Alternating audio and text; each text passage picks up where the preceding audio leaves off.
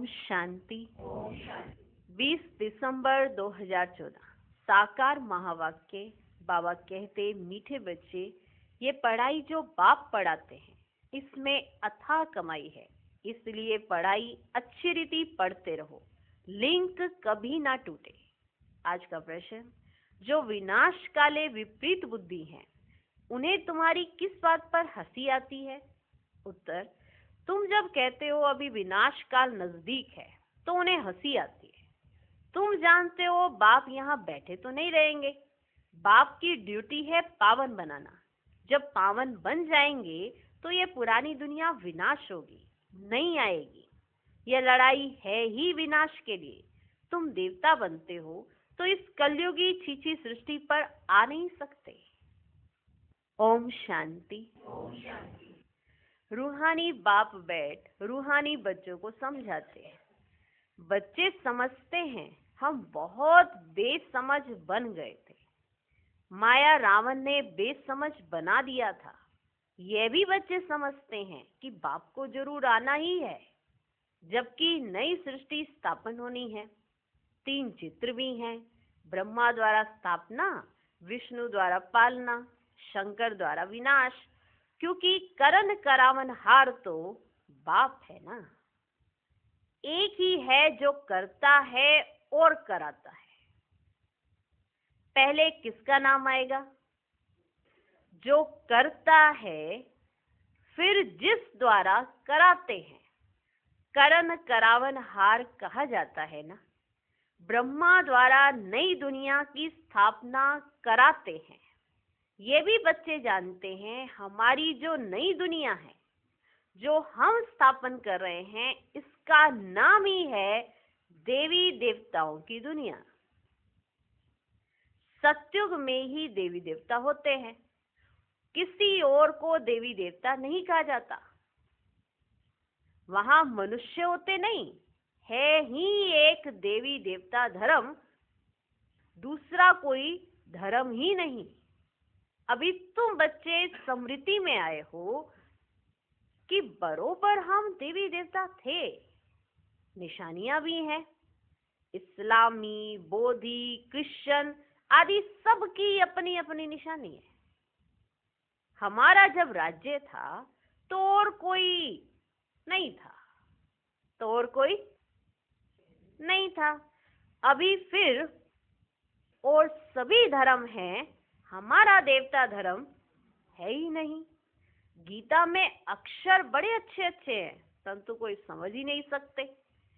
बाप कहते हैं विनाश काले विपरीत बुद्धि और विनाश काले प्रीत बुद्धि। विनाश तो इस समय ही होना है, विनाश तो इस समय ही होना है। बाप आते भी हैं संगम युग पर। कब? बाप आते भी हैं संगम युग पर, जबकि चेंज होती है, जबकि चेंज होती है। बाप तुम बच्चों को बदले में सब कुछ नया देते हैं। बाबा आए हैं तो आपको सब कुछ नया देते हैं, बदले में सब कुछ नया देते हैं। वह सोनार भी है, धोबी भी है, बड़ा व्यापारी भी है। कौन? शिव बाबा। विरला ही कोई बाप से व्यापार करे। इस व्यापार में तो अथाह फायदा है। पढ़ाई में फायदा भी बहुत होता है ना। महिमा भी की जाती है कि पढ़ाई कमाई है, वह भी जन्म जन्मांतर के लिए कमाई है। तो ऐसी पढ़ाई अच्छी रीति पढ़नी चाहिए ना। और पढ़ाता भी बहुत सहज हूं, सिर्फ 1 हफ्ता समझकर फिर भल कहां भी चले जाओ, तुम्हारे पास पढ़ाई आती रहेगी, अर्थात मुरली मिलती रहेगी। तो फिर कभी लिंक नहीं टूटेगी, तो फिर कभी लिंक नहीं टूटेगी। यह है आत्माओं की परमात्मा के साथ लिंक। गीता में भी अक्षर है, विनाश काले विपरीत बुद्धि विनश्यन्ति, प्रीत बुद्धि विजयन्ति। तुम जानते हो इस समय मनुष्य एक दो को काटते मारते रहते हैं। जानते हो ना ये बात, एक दूसरे को काटते मारते रहते हैं। मना मालूम ही नहीं है कि किसको काट रहे हैं, किसको मार रहे हैं। बच्चों तक को नहीं छोड़ते। तो सोचो आने वाले समय में कितना खून बहेगा। एक स्टेप होता है, एक स्टेप चला गया है, आगे के स्टेप बढ़ते जाएंगे। इतना मारना काटना आगे कम होएगा या बढ़ेगा? बढ़ेगा। विदेशों में तो एक बम फटेगा, सब एक सांस लेंगे, शरीर छूट जाएगा। सबसे जास्ती ये सब यहाँ पर खून की नदियां हुई। ये सोच के कर्म करना कि सेफ रह सकेंगे या नहीं रह सकेंगे। दुनिया अपने को बचाने के लिए कमरे में बंद हो जाती है। मना अपने आप को सेव करना है, अपने परिवार को सेव करना है, या हमको किसी के झमेले में जाना ही नहीं है, दूर ही रहो। कब तक कब तक कब तक किसके झमेले में नहीं घुसेंगे? झमेले तो अपने घर ही आ जाएंगे तो क्या करेंगे? तो नहीं बच सकते। तब इंसान उम्मीद लगाता है कि हमको कोई बचाए। हमारे वाइब्रेशन, हमारे संकल्प किस दिशा की तरफ जाना चाहिए और किस दिशा की तरफ जा रहे हैं, ये सब हमारे हाथ में। हम अपना टाइम वेस्ट करते हैं या टाइम सफल करते हैं, ये सब अपने हाथ में है। कल आने वाले समय में जब ये सब खून की नदियां बहनी है, तो यही जो इस समय का हमें मिला हुआ ये टाइम है ना, ये जो पुरुषार्थ करने का नहीं, ये मदद करेगा। नहीं किया होगा तो यही हमको सजा दिलाएगा। सीधी सी बात है। उस समय तो अलग होके बस गए, अब बसना नहीं है, अब सिर्फ रोना रोना है, माना भुगतना है। अब कोई कहीं किसी दुनिया में जाके बस नहीं सकेगा, क्योंकि हर एक को शरीर तो छोड़ना ही है। तो बाबा समझाते, तुम जानते हो इस समय मनुष्य एक दो को काटते मारते रहते हैं। इन जैसा क्रोध व विकार वो कोई में होता ही नहीं। ये भी गायन है कि द्रौपदी ने पुकारा, बाप ने समझाया है तुम सब द्रौपदियां हो। भगवान उवाच, बाप कहते हैं बच्चे अब विकार में नहीं जाओ, मैं तुमको स्वर्ग में ले चलता हूँ, तुम सिर्फ मुझ बाप को याद करो। अब विनाश काल है ना, किसकी भी सुनते नहीं, लड़ते ही रहते हैं। किसकी नहीं सुनते? क्यों मार रहे हैं? बस हमें ऑर्डर हुआ है, किस लिए? बस ये ऑर्डर ये भी हुआ कि मार के खुद भी खत्म हो जाना। माल है। माना जिस आत्मा ने मारा उसको ये माना रियलाइजेशन होने के लिए शरीर ही नहीं है कि तुमने मारा। रियलाइजेशन होने के लिए शरीर तो चाहिए ना। तुम भी खत्म हो जाना, चलो छुट्टी। ना तुमको अंदर से कोई फीलिंग आएगी, तुमको लगे हम मरे ये मरे, क्या फर्क पड़ता है, सारी दुनिया में मरना ही। तो इस तरह से ये मानव बम बनाए गए हैं, तुम भी मरना, उनको भी मारना। लेकिन ड्रामा प्लान अनुसार ये कौन सा समय चल रहा है? विनाश काल का। अब विनाश काल है ना, किसकी भी सुनते नहीं, लड़ते ही रहते हैं। कितना उनको कहते हैं शांत रहो, परंतु शांत रहते नहीं। अपने बच्चों आदि से बिछुड़कर लड़ाई के मैदान में जाते हैं। कितने मनुष्य मरते ही रहते हैं, मनुष्य की कोई वैल्यू नहीं। लड़ाई के मैदान पे देखो जाके, सोचो कि वहां पर मनुष्य की कोई वैल्यू नहीं है। लड़ाई के मैदान कितने मनुष्य मरते ही रहते हैं, मनुष्य की कोई वैल्यू नहीं। अगर वैल्यू है, महिमा है, तो इन देवी देवताओं की। अभी तुम ये बनने का पुरुषार्थ कर रहे हो, तुम्हारी महिमा वास्तव में इन देवताओं से भी जाती है। तुमको अभी बाप पढ़ा रहे हैं। मनुष्य को देवता बनाने वाला खुद भगवान तुमको बैठकर पढ़ा रहा है। चित्र भी है कि ये देवी देवता थे, कोई ये ख्याली पुलाव नहीं चल रहा है। ये देवी देवता थे, ये देवी देवता फिर आने वाले हैं, लेकिन ये देवी देवता बने कौन और बनाया किसने? तुमको अभी बाप पढ़ा रहे, कितनी ऊंच पढ़ाई है। पढ़ने वाले बहुत जन्मों के अंत में बिल्कुल ही तमो प्रधान है, मैं तो सदैव सतो प्रधान ही हूँ। बाप कहते मैं तुम बच्चों का ओबीडियंट सर्वेंट बनकर आया हूँ। विचार करो हम कितने छीछी बन गए हैं। बाप ही हमको वाह वाह बनाते हैं। भगवान बैठ मनुष्यों को पढ़ाकर कितना ऊंच बनाते हैं। बाप खुद कहते हैं मैं बहुत जन्मों के अंत में तुम सबको तमो प्रधान से सतो प्रधान बनाने आया हूँ। अभी तुमको पढ़ा रहा हूँ। बाप कहते हैं मैंने तुमको स्वर्गवासी बनाया, फिर तुम नरकवासी कैसे बने? किसने बनाया? गायन भी है ना, विनाश काले विपरीत बुद्धि विनश्यन्ति, विनाश काले विपरीत बुद्धि विनश्यन्ति, प्रीत बुद्धि विजयन्ति। फिर जितना जितना प्रीत बुद्धि रहेंगे अर्थात बहुत याद करेंगे, उतना तुम्हारा ही फायदा है। लड़ाई का मैदान है ना, कोई भी ये नहीं जानते हैं कि गीता में कौन सी युद्ध बताई है। उन्होंने तो फिर कौरवों और पांडवों की युद्ध दिखाई है। कौरव संप्रदाय पांडव संप्रदाय भी है, परंतु युद्ध तो कोई है ही नहीं। पांडव उनको कहा जाता है जो बाप को जानते हैं। पांडव उनको कहा जाता है जो बाप को जानते हैं, बाप से प्रीत बुद्धि है। कौरव उनको कहा जाता है जो बाप से विपरीत बुद्धि है, जो बाप से विपरीत बुद्धि है। अक्षर तो बहुत अच्छे अच्छे समझने लायक हैं। अभी है संगम युग। तुम बच्चे जानते हो नई दुनिया की स्थापना हो रही है। बुद्धि से काम लेना है। अभी दुनिया कितनी बड़ी है।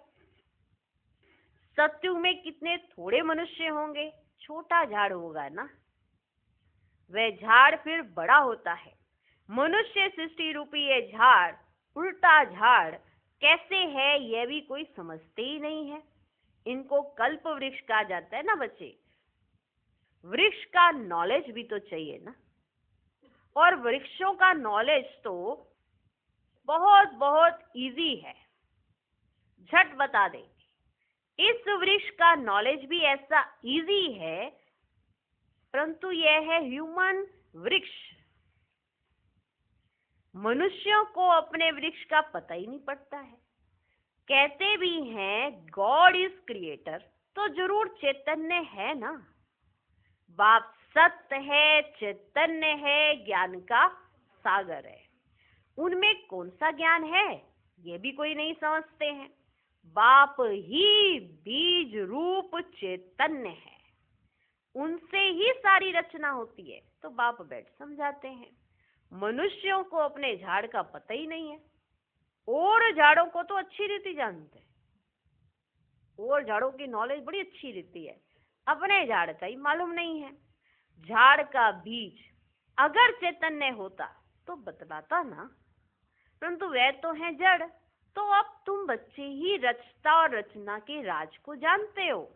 ये सत्य है, चैतन्य है, ज्ञान का सागर है। चैतन्य में तो बातचीत कर सकते हैं ना, अब चैतन्य है तो बातचीत कर सकते हैं ना। मनुष्य का तन सबसे ऊंच अमूल्य कहा जाता है। इनका मूल्य कथन नहीं कर सकते, ऐसा कहा जाता है।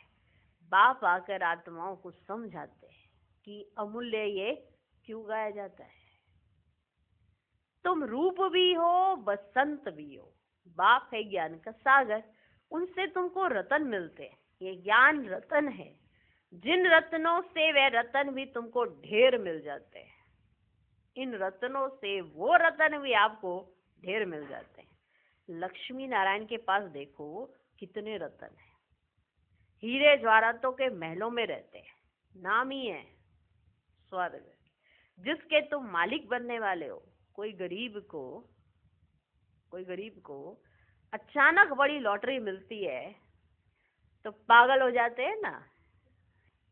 बाप भी कहते हैं तुमको विश्व की बादशाही मिलती है तो माया कितना ऑपोजिशन करती है, कितना ऑपोजिशन करती है माया।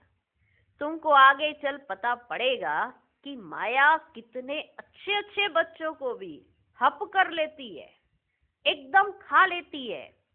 तुमने सर्प को देखा है? देखा सर्प मेंढक को कैसे पकड़ता है? सर्प मेंढक को कैसे पकड़ता है? जैसे गज को ग्राह हब करते हैं, सर्प मेंढक को एकदम सारे का सारा हब कर लेता है। माया भी ऐसी है, बच्चों को जीते जी पकड़कर एकदम खत्म कर देती है, जो फिर कभी बाप का नाम भी नहीं लेते हैं, है ना। इतने खत्म हो जाते हैं अंदर से जो फिर बाप का नाम भी नहीं लेते हैं। योग बल की ताकत तुम्हारे में बहुत कम है, सारा मदार योग बल पर है। जैसे सर्प मेंढक को हप करता है, तुम बच्चे भी सारी बादशाही को हप करते हो। सारे विश्व की बादशाही तुम सेकंड में ले लेंगे। बाप कितना सहज युक्ति बताते हैं, कोई हथियार आदि नहीं। बाप ज्ञान योग के अस्त्र शस्त्र देते हैं, उन्होंने फिर स्थूल हथियार आदि दे दिए हैं। तुम बच्चे इस समय कहते हो हम क्या से क्या बन गए थे। जो चाहे सो कहो, हम ऐसे थे जरूर। भल थे तो मनुष्य ही, परंतु गुण और अवगुण तो होते हैं ना बच्चे। देवताओं में दैवी गुण है, इसलिए उनकी महिमा गाते हैं। क्या महिमा है? आप सर्वगुण संपन्न, 16 कला संपूर्ण, संपूर्ण निर्विकारी, मर्यादा पुरुषोत्तम। ये किन के लिए है? देवी देवताओं के लिए। और मनुष्य के लिए हम निर्गुण हारे में कोई गुण नहीं। इस समय सारी दुनिया ही निर्गुण है, अर्थात एक भी देवताई गुण नहीं है। बाप जो गुण सिखलाने वाला है उनको ही नहीं जानते, इसलिए कहा जाता विनाश काले विपरीत बुद्धि। अब विनाश तो होना ही है संगम युग पर, अब विनाश तो होना ही है संगम युग पर। जबकि पुरानी दुनिया विनाश होती है और नई दुनिया स्थापन होती है। इनको कहा जाता है विनाश काल। यह है अंतिम विनाश, फिर आधा कल्प कोई लड़ाई आदि होती नहीं।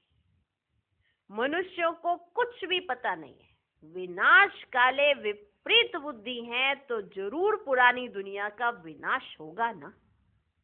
इस पुरानी दुनिया में कितनी आपदाएं हैं, मरते ही रहते हैं।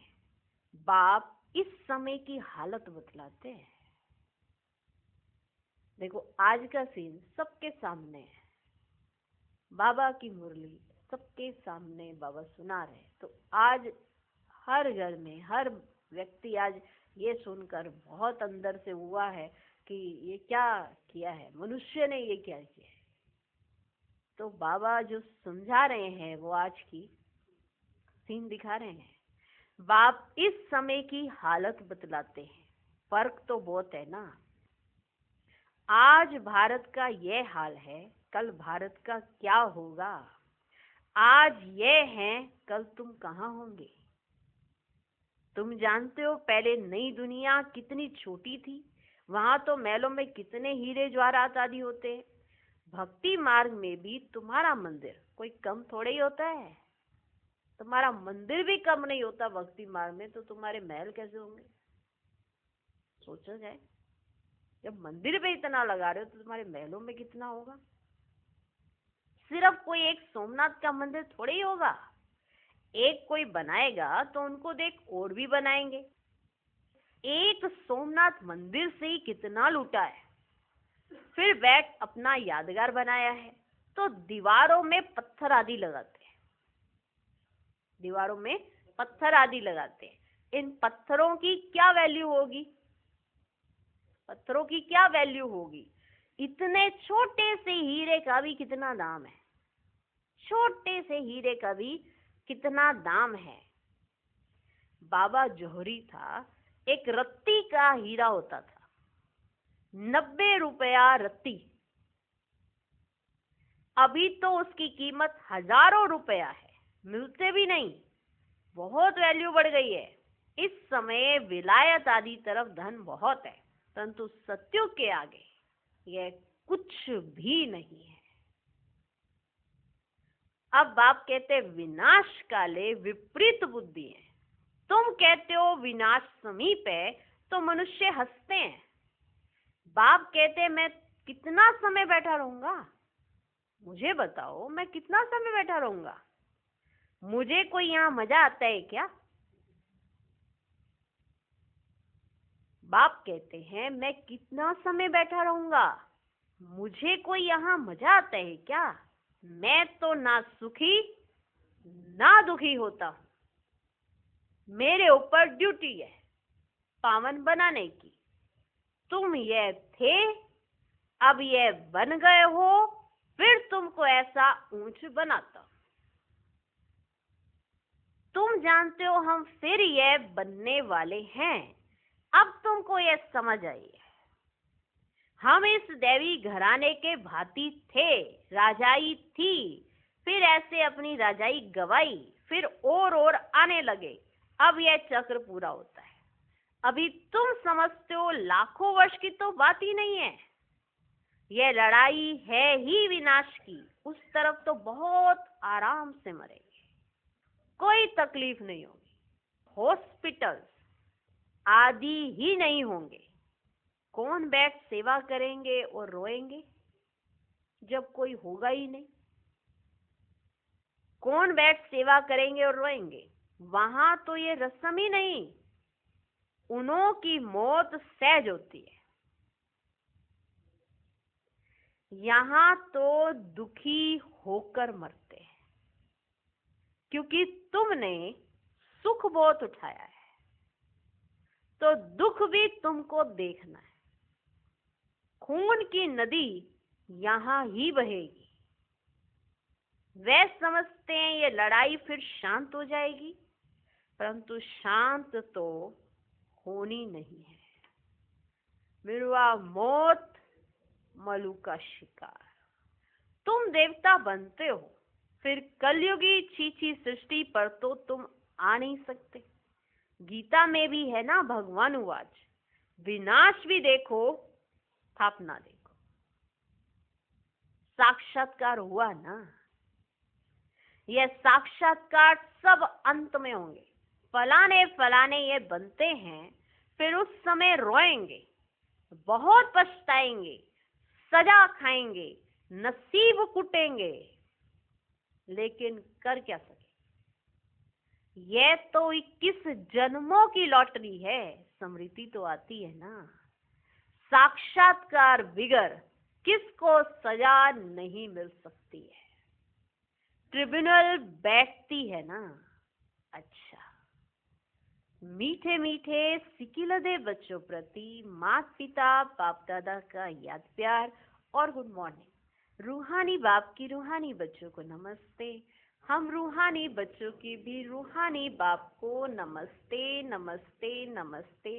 Good morning good morning good morning. धारणा के लिए मुख्य सार। पहला पॉइंट, स्वयं में ज्ञान रत्न धारण कर रूप बसंत बनना है। ज्ञान रत्नों से विश्व के बादशाह की लॉटरी लेनी है। दूसरा पॉइंट, इस विनाश काल में बाप से प्रीत रख एक की ही याद में रहना है। ऐसा कोई कर्म नहीं करना है जो अंत समय में पछताना पड़े या नसीब कूटना पड़े। आज का वरदान, सदा स्नेही बन, उड़ती कला का वरदान प्राप्त करने वाले निश्चित विजयी निश्चिंत भव। स्नेही बच्चों को बाप दादा द्वारा उड़ती कला का वरदान मिल जाता है।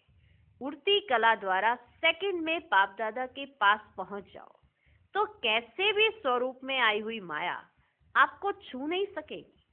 परमात्म छत्र छाया के अंदर माया की छाया भी नहीं आ सकती। स्नेह मेहनत को मनोरंजन में परिवर्तन कर देता है। स्नेह हर कर्म में निश्चित विजयी स्थिति का अनुभव कराता है। स्नेही बच्चे हर समय निश्चिंत रहते हैं। आज का स्लोगन, नथिंग न्यू की स्मृति से सदा अचल रहो तो खुशी में नाचते रहेंगे। ओम शांति।